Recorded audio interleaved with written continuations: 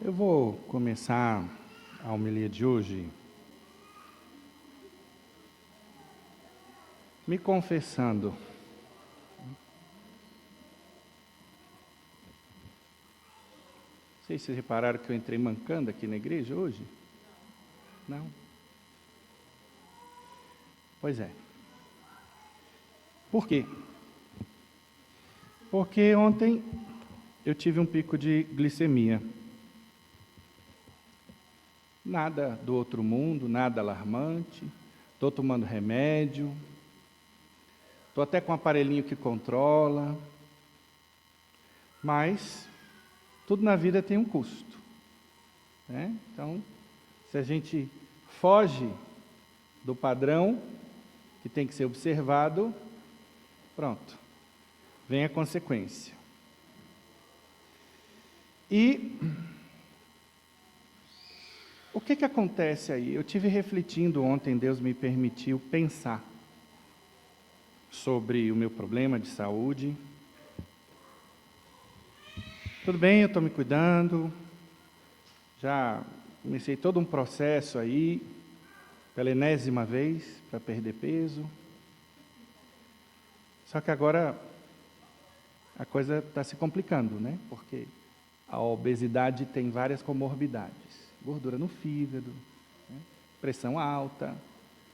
Bom, não vou entrar nesse mérito aqui, não. O problema é que, às vezes a gente acha assim, eu estou tomando remédio, então está tudo bem. Conheço vários diabéticos que, toma remédio e, tipo assim, não estão controlando muito a ingestão de doce, né? E sempre monitoram. Dizem que o perigoso é chegar a 500, né? Mas se eu estou batendo ali em 200, 250, está tudo bem. Ontem eu fiquei curioso e fui atrás de saber os efeitos dos chamados picos de glicemia. Bom, tive o meu pico, nada muito acima, mas tive. Eu já venho estudando o assunto. Sei que não é bom, mas, sobretudo agora com esse aparelhinho, você fala assim, caramba, em uma semana eu tive só 2, e foi por pouquíssimo tempo. Comecei a tomar água, os chás hipoglicemiantes, né? Enfim, o que a gente vai aprendendo que baixa a glicemia, está funcionando? Está. E aí você fala, não, está tudo bem. Só que não. Ontem, Deus me deu uma luz e eu fui checar os efeitos dos picos de glicemia. São vários. Se você fica tendo picos aqui e ali, pode parecer que, subiu, depois desceu, está tudo bem, não está tudo bem. Por quê? Porque os picos de glicemia vão levar à retinopatia, que pode levar à cegueira, problema na retina. Nefropatia, problema nos rins, que podem levar à hemodiálise, ao transplante. Sem falar de derrame, sem falar de infarto, e sem falar de que mais, Jesus? Tem mais. Amputações de membros, né? Isso, exato. Tá? Porque você desenvolve o tal do pé diabético, se machuca. Tem um amigo que teve um problema numa unha, tudo começou lá na podólatra não. Vem todos os nomes, mas não vem. Podóloga. Podólatra não. Podólatra que ama os pés. Não. Podóloga. E aí, como a gente vai perdendo sensibilidade e pode caminhar para um problema chamado neuropatia diabética, que causa dores atrozes, que compromete a locomoção, várias coisas. Esse é outro problema. Então, meu amigo não cuidou, fez um curativozinho ali, tampou. Quando foi ver, estava necrosando o dedo, teve que amputar o dedo. Só que aí eu não sei se a cirurgia não foi bem feita, dali a pouco o cara teve que tirar o pé inteiro. E tudo começou com a ferida na podóloga. E aí, ontem eu falei, caramba, isso tem que mudar. E aí vocês vão perguntar, o que tem a ver isso com o evangelho de hoje? Eu já vou dizer para vocês. Vocês já vão entender. Porque o tema que eu vou tratar aqui hoje é um tema que muitos conhecem. Igual eu, estou careca de saber desde o início. Desde o momento que eu soube que era diabética, poderia caminhar para esses problemas todos. Mas eu estou tentando estimulá-los aqui, com tudo que eu vou falar nessa homilia, para ver se, entendendo o tamanho do buraco, a gente se mexe para sair dele. A gente se entusiasma, se anima a se mexer. Esse é o meu ponto aqui. Porque senão pode ser tarde demais. E aí, tarde demais pode significar o quê? No que diz respeito à vida espiritual, condenação ao inferno. Então tem gente que está na leseira, que não vai à missa, que não se confessa, que se acha muito bom porque, eu na minha idade, é comum as pessoas de mais idade, padre, que pecados eu tenho? Eu falo, o primeiro é soberba, minha irmã, está se achando. Se a Bíblia diz, quem não tiver pecado, atire a primeira pedra, todos têm pecados. O justo peca 7 vezes, tudo bem que se é justo não são pecados mortais, mas são pecados veniais, que se não forem tratados, como diabetes, vamos chamar de diabetes pecado venial, porque o pecado mortal vai ser o quê? O que gera morte, é o derrame, a nefropatia, o infarto. Então, se não for tratado, vai evoluir para o pecado mortal. Então, tem gente que se acha santa e boa, porque eu não mato, eu não roubo. Cara, são 2 mandamentos, não matar e não roubar, cadê os outros 10? Cadê os 7 pecados capitais? Olha para a sua vida. Será que você não tem nada para melhorar no seu relacionamento com o marido, com a esposa, com os filhos, com o chefe, a sua ética profissional? Se você estiver assim tão bem, então me fala, que eu mando seu processo de canonização em vida para o Vaticano. Bora lá, vamos ter um santo vivo, que oportunidade maravilhosa, Poder se consultar com ele, fazer direção espiritual com ele. Tem gente que tem dúvidas de fé, será que existe esse céu? Será que é assim? Não tira a dúvida, fica na leseira. Aí quando passar para o outro lado, não tem como voltar para ir atrás da certeza e mudar de vida. Esse é o ponto aonde eu quero chegar. Então cuidado, porque a gente fica fazendo conchavo com a nossa concupiscência, que é o apetite de desejo, é a nossa tendência ao hedonismo, a querer viver de modo prazeroso. Deixa para amanhã, vamos dormir até mais tarde. Se tem um happy hour e a missa, vou para o happy hour, depois eu me confesso. Essa é a mentalidade que vai se instalando. O católico vai ficando cada vez mais preguiçoso, não lê, não se instrui. Eu estou lendo e estou me instruindo, e isso está me ajudando.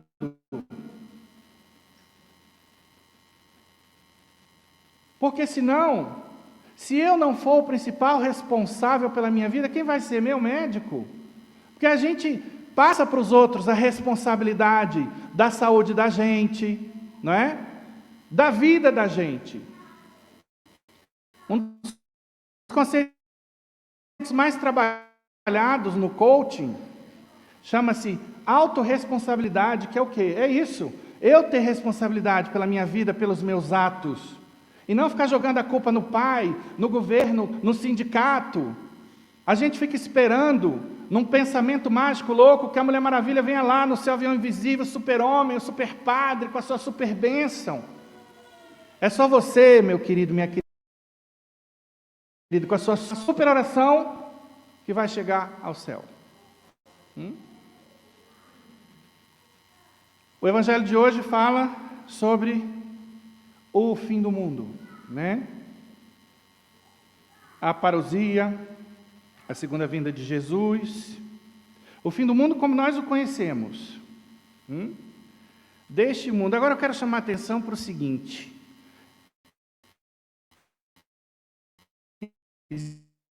existem o fim do mundo propriamente dito, quando Jesus voltar para julgar os vivos e os mortos. Mas tem o fim do mundo quando a gente morre. O mundo acaba para mim. Soou a campainha, não tem mais o que fazer. Lá do outro lado não tem mais arrependimento.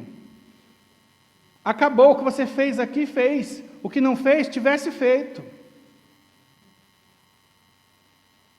Então, a gente vê pessoas aí, especialmente na virada do milênio, né? Com todo aquele burburinho, será que vai acabar o mundo no ano 2000? Aí fizeram várias reportagens mostrando pessoas que tinham já abrigos subterrâneos, estoque de comida. Coitados. Gente que vive completamente no mundo da Lua. Aliás, da Lua não, acho que é no mundo de Plutão, que é mais longe. Uma criatura dessa acha que tem o controle sobre a própria vida. Meu irmãozinho, minha irmãzinha, não se esqueça que você pode estar com o melhor abrigo antiatômico, o que você quiser, com todo o estoque de água, de comida, tecnologia de ponta, sei lá, ter comprado um satélite só seu para, enfim, se proteger. E aí, imagina, o pau está comendo no mundo, aí você vai correr para o seu abrigo, aí de repente, morre de ataque cardíaco. Você sabe dizer se você vai morrer de ataque cardíaco, de derrame? Sabe dizer o dia, a hora que você vai morrer, de que você vai morrer? Ninguém sabe. E essa é a grande loucura do mundo. Então, a vida é um caminhar para a morte. E eu não falo isso num sentido negativo. Ai, que pai pessimista. Eu caminho para a vida. Que lindo. Eu também. Só que eu caminho para a vida eterna, que tem um impacto grande sobre esta vida. Quando a gente crê na eternidade, num céu maravilhoso, para quem for bom aqui, e no inferno horroroso, para quem não fizer o dever de casa, isso tem impacto sobre a minha vida aqui, sobre as minhas decisões, sobre a minha própria qualidade de vida. Por quê? Porque quando a gente vive na santidade, quem cumpre os mandamentos está bem consigo, com Deus e com os outros. Agora a galera que está aí na esbórnia, está muito mal. Está tudo com depressão, com ansiedade, viciado em drogas, viciado em bebida, é mulherengo. É isso. Então a conversão já faz toda uma diferença na vida da gente. E eu pergunto, quão preparado você está para fechar os olhinhos para esse mundo hoje? Porque para chegar no céu a gente precisa de fé e obras. Os critérios são de Deus e não nossos. E aí, eu quero partilhar com vocês, hoje, nesta homilia, o conteúdo de uma palestra maravilhosa que eu escutei ontem. Uma palestra sobre como as redes sociais afetam as nossas vidas. E eu vim essa palestra, sabe por quê? Não é porque eu não entendo do assunto. Estou careca de entender. Só que a Bíblia Sagrada diz no livro de Provérbios: o sábio não perde nenhuma oportunidade de se instruir. Eu tenho o grave dever de conduzir as almas para o céu.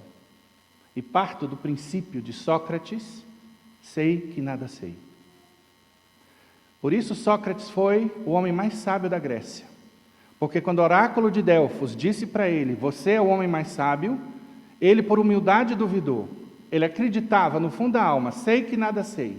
E aí começou a conversar com as pessoas em busca desse que seria o grande sábio. E aí ele ia descartando cada pessoa, porque sabia menos do que ele, e assim ele conversou com quase a Grécia toda, imagina. E é óbvio que o oráculo se cumpriu, ele passou a ser, de tanto conversar, de tanto conhecer, ele que já tinha um grande conhecimento, o homem mais sábio. E ontem eu fiquei feliz, lógico, pelo conteúdo da palestra, mas fiquei muito triste, porque muitas pessoas que foram convidadas, que deram o seu sim, que votaram no dia de ontem como o melhor dia, apesar do feriado, para a palestra, Porque hoje tem também esse negócio, né? Efeito feriado, Deus, a gente deixa para lá. Não, que é isso? Vou à missa para quê? Quando chegar, me confessa. É assim, hoje. Deus leva a pior em tudo. Então, eu fico entristecido por essas pessoas que, de repente, se comprometeram. Ontem tinha poucos gatos pingados aqui. O casal veio dar a palestra, eu vim, a capelania se preparou, mas isso não afeta o coração da gente, não gera mágoa, não é por isso. O que me dói é essa atitude, é esse minimalismo, é esse comportamento de risco. Isso é um comportamento de risco. Pois bem, vamos ao que interessa. Eu vim à palestra, mesmo sabendo que o grosso do assunto eu iria conhecer, mas quanta coisa nova eu descobri.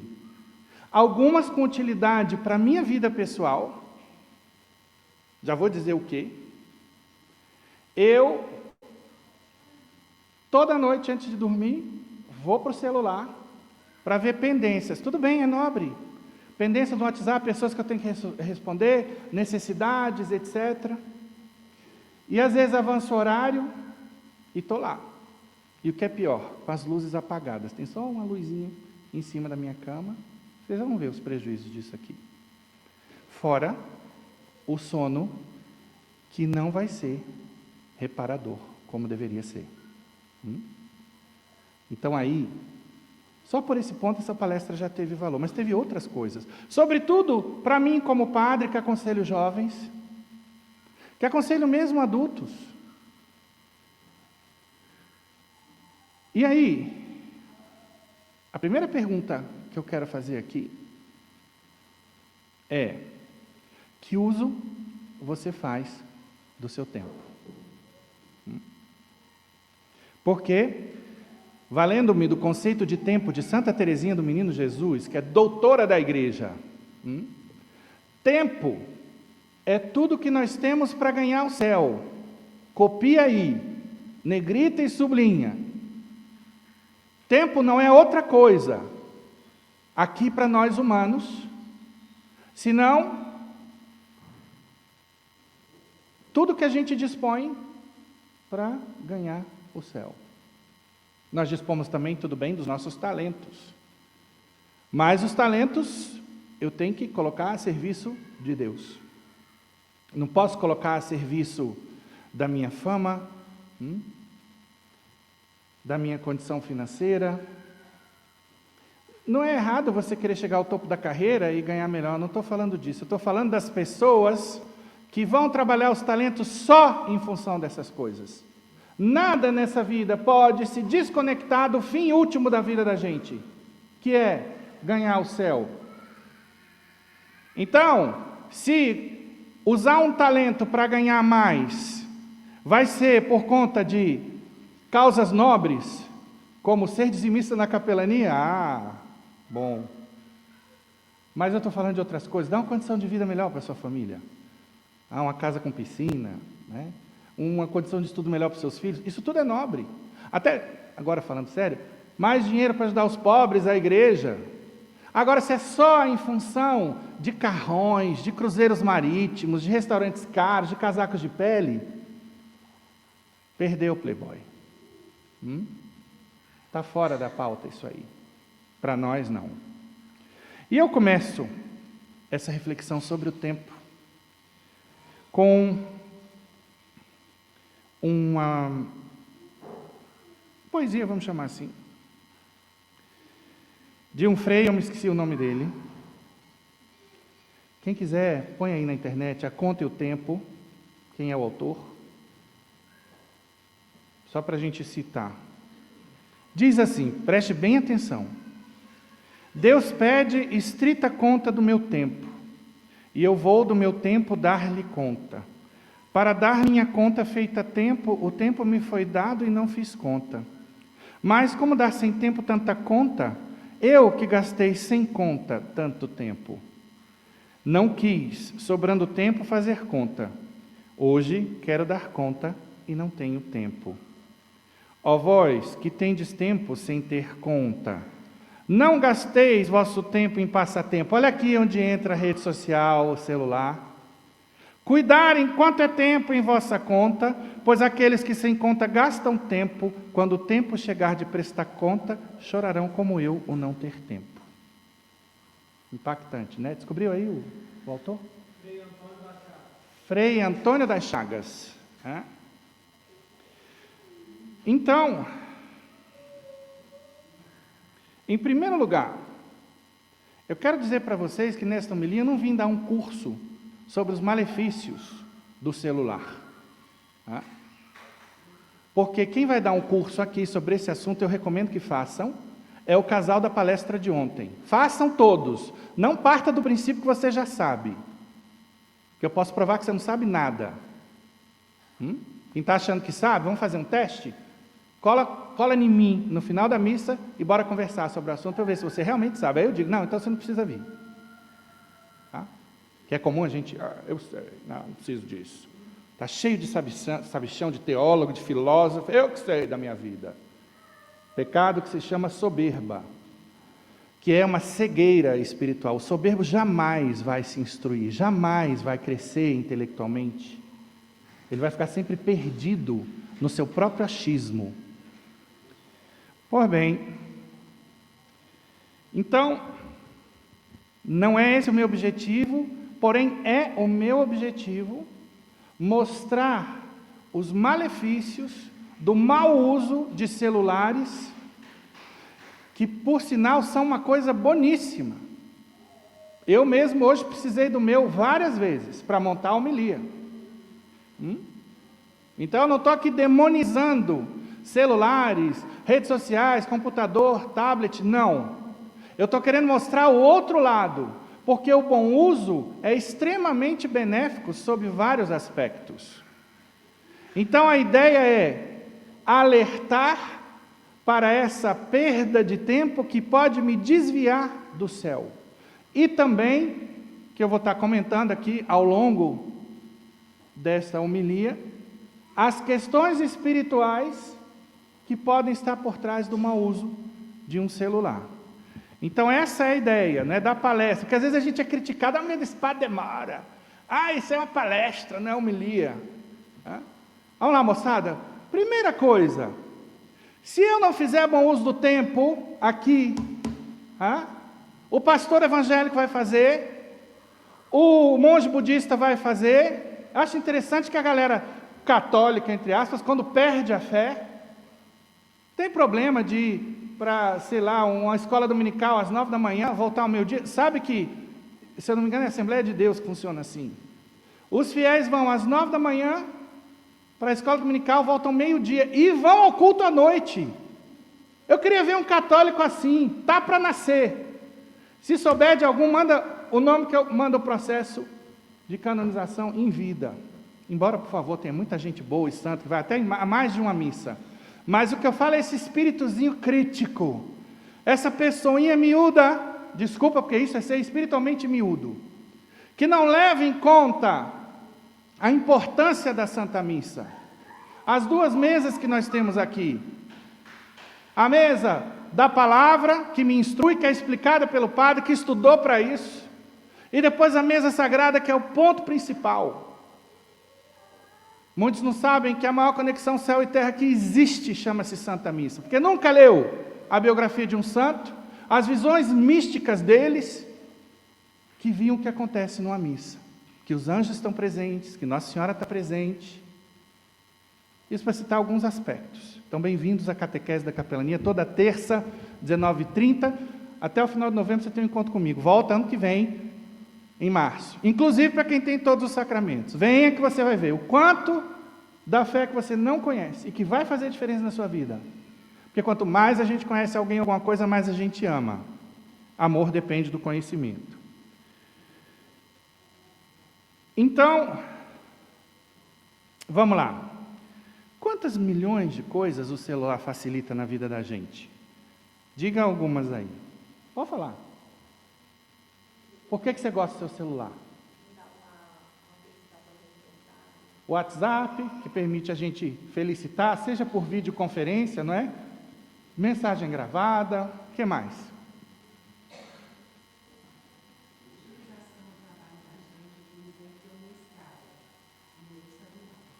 a escala do trabalho, né? Ou seja, essas utilidades que as próprias redes sociais, né, têm. As receitas do Instagram, que beleza, você vê ali programas de oração, né? Quantos aplicativos bons, até a liturgia das horas de nós padres, diáconos, religiosos, está lá. E o bom é que a gente não precisa ficar lá no livro, puxa a fita para cá, para lá, já está tudo bonitinho, pronto. Você lê de um fôlego só, olha que maravilha, né? Agenda telefônica, filmes. Eu poderia passar amanhã aqui falando de tanta coisa boa que o celular tem.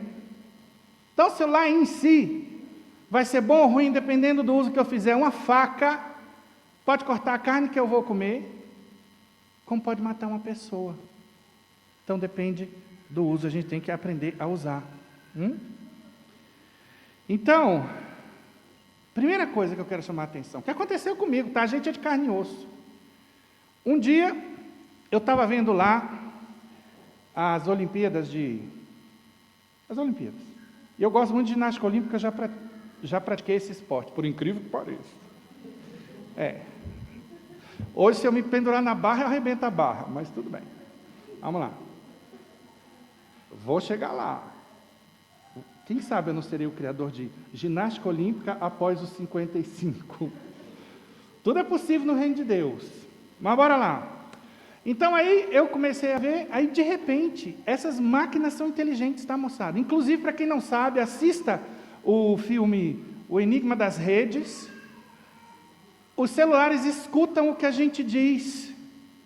Então se você estiver conversando com seu esposo sobre as próximas férias, quem sabe Alagoas ou o sul do Brasil, você vai ver os aplicativos, YouTube, tudo apresentando para você férias no Nordeste, lá no Sul. É doido o negócio.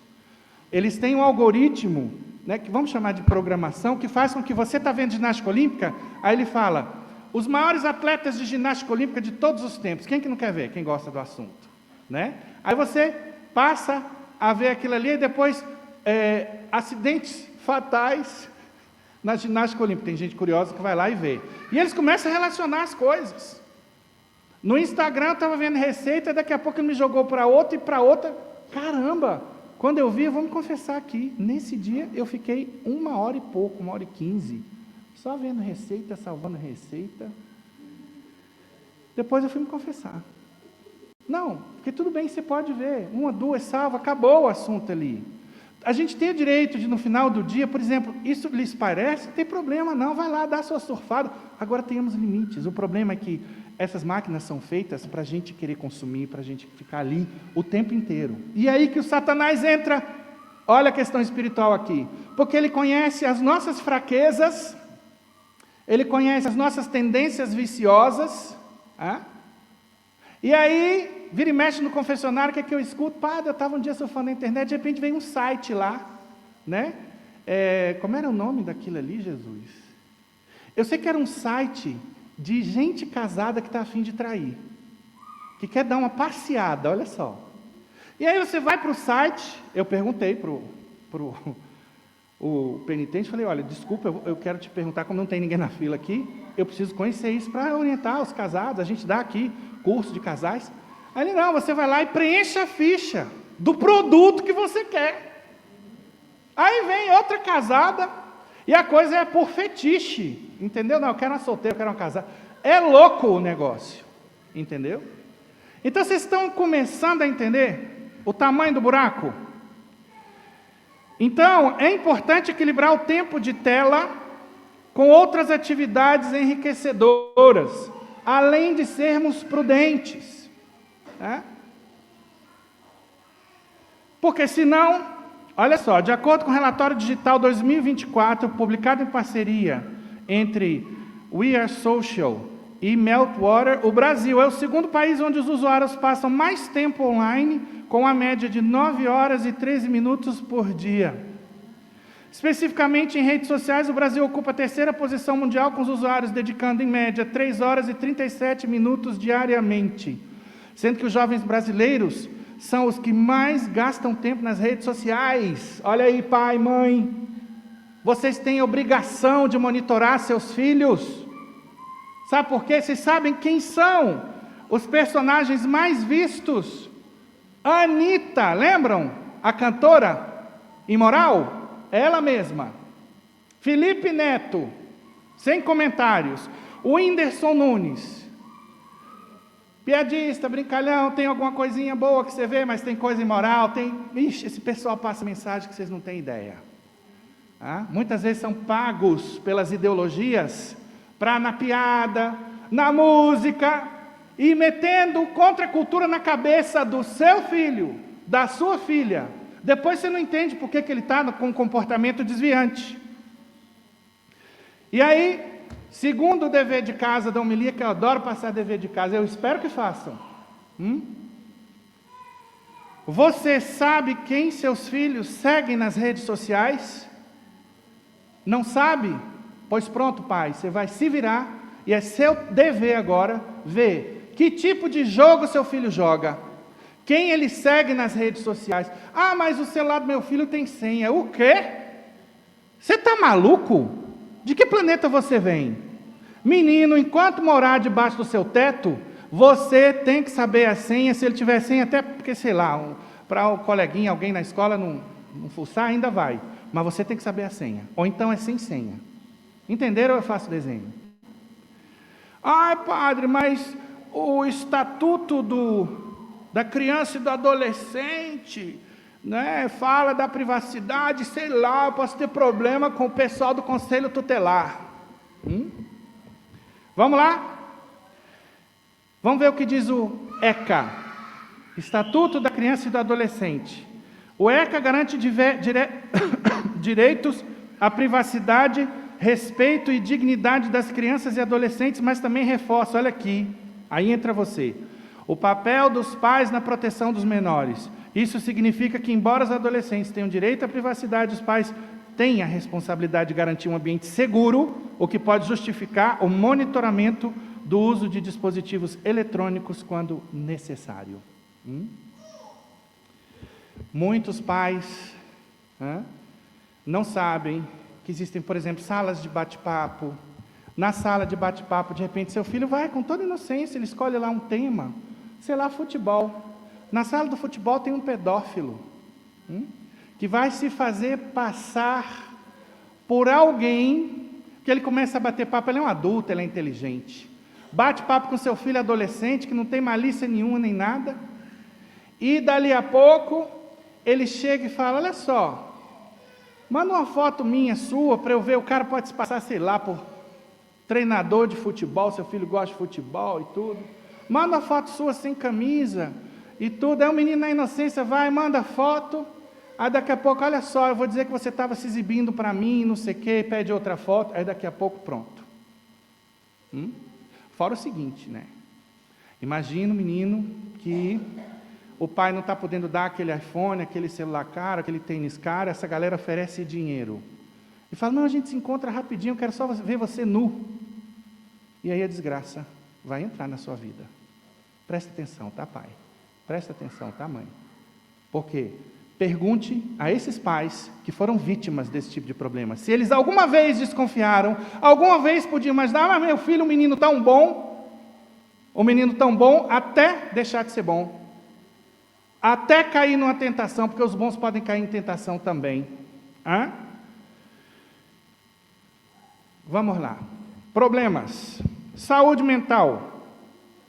Vou começar pela pior notícia. Saiu no G1 em 20/3/2022. Menino de 13 anos confessa que matou a mãe e o irmão porque foi proibido de usar o celular. E aí eu pergunto, será que essa mãe e esse irmão sequer desconfiavam que isso poderia acontecer? Vocês acham? Então vocês tenham cuidado com o menino birrento, voluntarioso, escandaloso, rebelde, portador de transtorno da oposição desafiadora, porque esse aí, um belo dia, numa discussão feia com você, ele é dependente de celular, você tira o celular, você pode ser a próxima vítima. Próximo ponto, compulsão por jogos digitais entraram para o DSM-5, e aí no catálogo internacional de doenças é o CID-11 6C51, que é o DSM, o catálogo de doenças psiquiátricas. Tá? Então, é doença, além de ser pecado, de mau uso do tempo. Não é jogar em si que é problema, tá? É você usar mal o seu tempo, ficar nisso aí em excesso. E lógico que vai depender do jogo, né? Porque hoje em dia tem jogos eróticos, inclusive, né?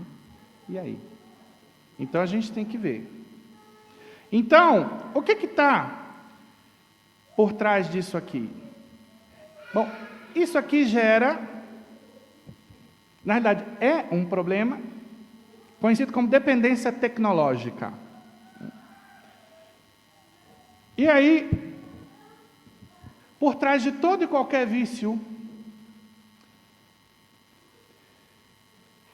a gente vai ter o vício em um neurotransmissor que o corpo produz, chamado dopamina, principalmente ela. Obrigado.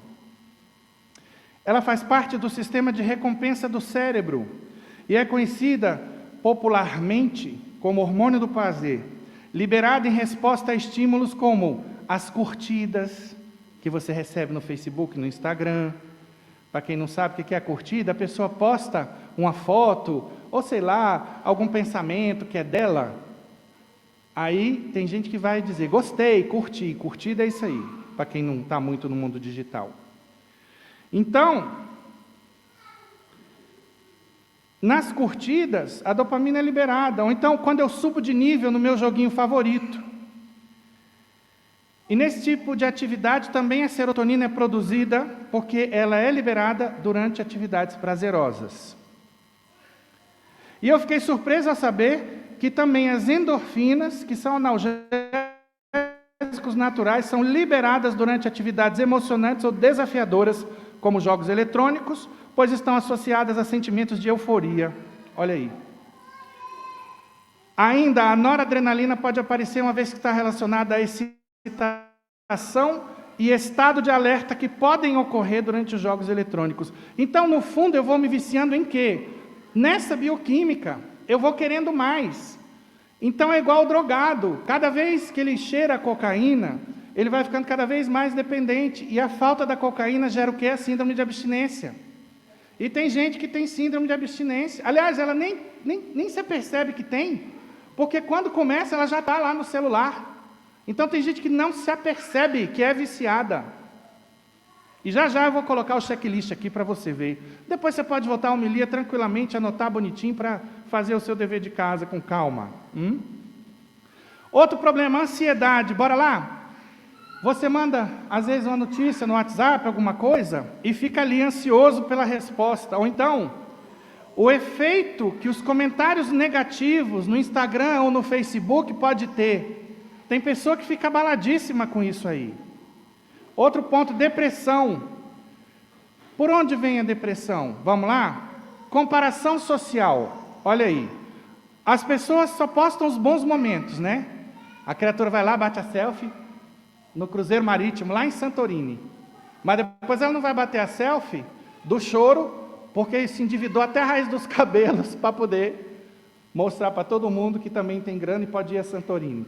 Tem gente que fica nessa pegada aí. Isso é triste, porque são pessoas cuja autoestima não está estribada no amor de Deus, naquilo que Santa Teresinha ensina, eu sou o que Deus pensa de mim. Não, eu sou o que a internet pensa de mim.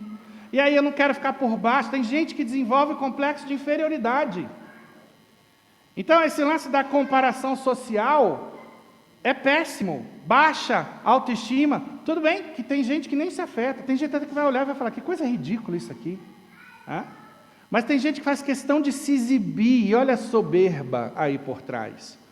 Criatura, seja discreto com relação à sua vida pessoal. Tem muito criminoso que fica fuçando aí Facebook, Instagram, escambau, para saber quando e onde atacar, para saber o seu nível de vida, e você fica escancarando a sua vida assim.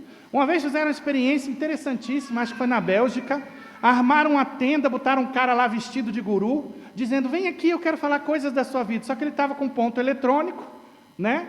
E aí a pessoa chegava, qual é seu nome? Aí ele repetia o nome, tinha um cara lá atrás no Facebook, olhando tudo.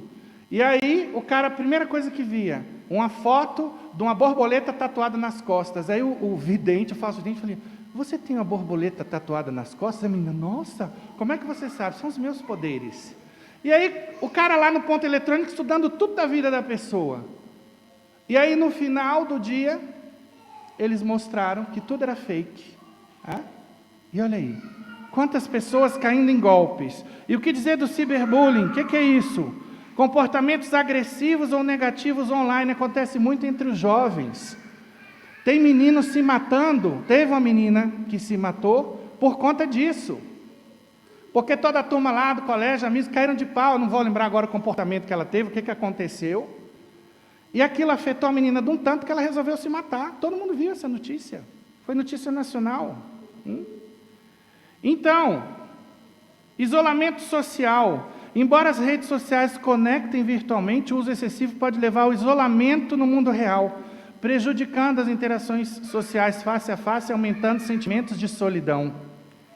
Depois, exposição a conteúdos negativos. A constante exposição a notícias negativas, desastres e crises pode aumentar os níveis de ansiedade e estresse, contribuindo para a depressão. Eu tinha um tio assim, e naquela época ele não usava rede social, mas ele vivia o tempo inteiro vendo Cidade Alerta, da Atena e Companhia Limitada. Só desgraça. Ele saía na rua comigo, a gente estacionava o carro, ele olhava para um lado, para o outro, aí falava, sai você primeiro, e disse, está tudo bem. Tudo totalmente neurótico, por causa disso aqui.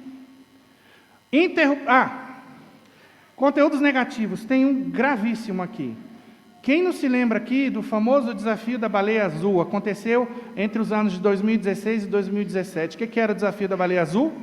Era um jogo de 50 etapas, que iam desde a automutilação, porque tinha gente por trás manipulando esses jovens, dizendo, eu quero ver se você é macho, eu quero ver se você é corajoso. E aí falava, quero ver você se cortar. Aí o menino ia lá, eu sou macho, eu sou corajoso. E chegava até o suicídio. Isso foi caso de polícia internacional. Interrupção do sono, uso excessivo de dispositivos eletrônicos, especialmente antes de dormir, interfere na qualidade do sono, o que está associado a um maior risco de depressão. E aí quem não dorme bem passa o dia inteiro irritado. E você o tempo inteiro não dormindo bem, vai ter a sua qualidade de vida gravemente afetada. Em vez disso, e eu vou fazer isso, tá? Tomar um bom chá de camomila. Eu tenho um lá que é passiflora, camomila e cidreira. Pense numa bomba relaxante. Aí você coloca lá o Arpa-Dei, o melhor grupo de gregoriano que eu conheço, com um gregoriano baixinho, e você vai dormir feito um bebê. Vamos tirar essas telas desse horário. Você estabeleça um determinado horário. Até aqui eu vou. Depois, banho quente e cama. Prepare o seu sono. Com a oração também é bom. Enfim. Problemas de visão. Quem já ouviu falar da luzinha azul, que é típica dos celulares, tablets e computadores? Vocês sabem o que elas podem gerar? Ela, aliás, a luzinha azul. Distúrbios do sono. Então, antes de dormir, pode interferir na produção de melatonina, o hormônio que regula o descanso, o sono, dificultando o adormecimento. Fadiga ocular digital. Passar longos períodos olhando para telas pode causar cansaço visual, olhos secos e dores de cabeça. Você tem isso? Danos à retina. Estudos sugerem que a exposição prolongada à luz azul pode causar danos às células da retina, potencialmente levando a problemas de visão a longo prazo. Eu sei que minha visão está ruim. E pode ser por diabetes e isso aqui. Por quê? Porque como o celular para mim é um instrumento de trabalho, eu vou ter que regular o uso disso. Por quê? Porque agora eu vi um tanto de coisa que eu nem sabia. E outra coisa, pais, prestem atenção. Há estudos que sugerem que a geração atual de crianças e adolescentes pode ter um coeficiente de inteligência inferior ao de vocês, pais. E um dos fatores apontados é o uso excessivo de dispositivos digitais. O neurocientista francês Michel Demurger, em seu livro A Fábrica de Cretinos Digitais, eu gosto de matar a cobra e mostrar o pau, quem quiser depois vai lá e cheque, discute como a exposição prolongada a telas e a superestimulação digital podem impactar negativamente o desenvolvimento cognitivo das crianças. E eu vou destacar 3 pontos deste estudo, porque alguns já falei lá em cima. Superestimulação da atenção. Olha só, o uso constante de dispositivos digitais pode levar a distúrbios de concentração em aprendizagem. Tem muita criança com TDAH por causa dos superestímulos, desde pequenas. O pai não quer brincar com a criança, quer ter sossego, está cansado, não importa o motivo, se é justo ou se não é, entrega o celular, aí tome galinha pintadinha, tome desenho animado, aquela explosão de cores, de sons, com essa luzinha azul. Por isso que as crianças estão ceguetas cedo, e elas vão ficando também, porque com isso vai pipoca, vai só comida lixo, pipoca de micro-ondas, né, porque é mais rápido, Coca-Cola, biscoito, pronto. Aí o menino aos 12 anos está lá obeso, triglicerídeos e colesterol lá em cima, cegueta e superestimulado, fora que burrinho também, né? Porque é isso que esse estudo fala. Então, redução das interações sociais vai prejudicar o desenvolvimento da linguagem e das habilidades emocionais. Gente, é impressionante. A gente entra em muitas casas, os jovens entram no celular e saem do celular, não falam bom dia, boa tarde, boa noite, nada. Alienados, completamente zumbis. Terceiro, subestimulação intelectual. Esse é importante. A exposição a conteúdos digitais de baixa qualidade pode impedir o desenvolvimento pleno do potencial intelectual. E a seguir vem 2 pontos que eu já mencionei, mas que agora vem nesse contexto de prejuízo intelectual. Quais são? Distúrbios do sono. Por quê? Porque dormir bem é essencial para o desenvolvimento cerebral. E você está dando tela desde que o menino tem 1 ano. Hoje tem carrinho de bebê, já com o dispositivo para encaixar o celular, pelo amor de Deus! Não faz isso não! Sedentarismo é o último ponto. O tempo excessivo vai levar o quê? Um estilo de vida sedentário, a pessoa que não se mexe, que não faz exercício, e vai influenciar na maturação cerebral. Sedentarismo leva a quê? A gente já sabe. Obesidade. E tem muito adulto aí obeso, por quê? Porque se diverte muito bem, obrigado, nas redes sociais, então para que vai puxar ferro, etc., não é? Enfim, a gente precisa dessa consciência de que o exercício físico é obrigação, dos 8 a 80. Pode perguntar a qualquer médico. Pois bem, saibam vocês, os estudos dizem o quê? De 1 a 2 anos, jamais se dê tela para menino. De 2 a 5, no máximo 1 hora com supervisão. E o que é a supervisão? É isso que eu disse. Você tem que saber que jogos, você só instala um jogo se você souber, se você já tiver jogado antes, para saber o que vem ali. Filme, tudo, pai e mãe tem que saber. O que o filho vê? Olhar o histórico, por onde ele anda passeando. Por quê? Porque o celular pode ser uma arma fatal. Jovens expostos à pornografia, daqui a pouco estão com vício de masturbação. São vícios difíceis de tirar. Pornografia e masturbação, os vícios sexuais, são tão avassaladores quanto o vício em cocaína. Vá para a internet, pesquise e veja. Isso vale para os adultos também. O acesso é fácil. E aí Satanás está com a faca e o queijo na mão. Depois, de 6 a 10 anos, no máximo 2 horas, também com supervisão. Querem saber mais?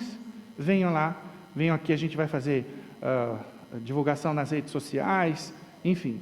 E vocês já viram, olha só que doido, briga de casal por WhatsApp.